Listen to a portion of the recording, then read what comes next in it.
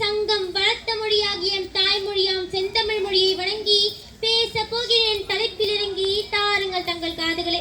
என் பெயர் ஆனூர் ஃபாஹிமா. நான் அரசு மேல்நிலைப்பள்ளி சதுரங்கப்பட்டினத்திலிருந்து படிக்கின்றேன். நான் இங்கு பேச வந்துள்ள தலைப்பு பெண் கல்வி.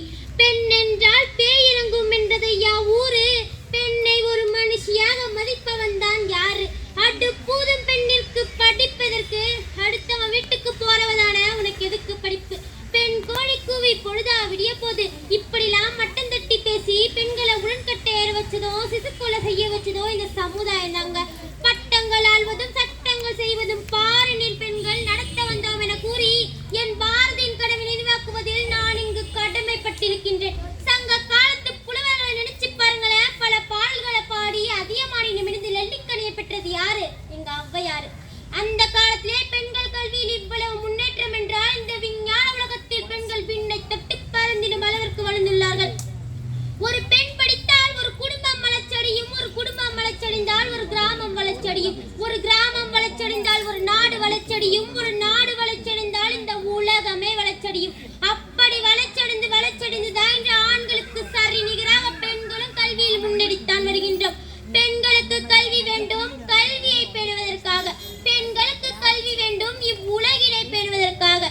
கல்வி இல்லா பெண்கள் களநிலம். அந்நிலத்தில் புல் விழுந்தெல்லாம் நல்ல புதல்வர்கள் விளைவதில்லை.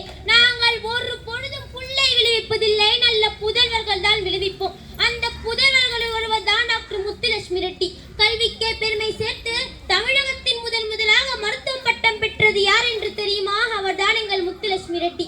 உங்க எல்லாருக்கும் தெரியும், ஐயனாகிய திருவள்ளுவர் 1330 குறள்களை ஏற்றிருக்காருன்னு.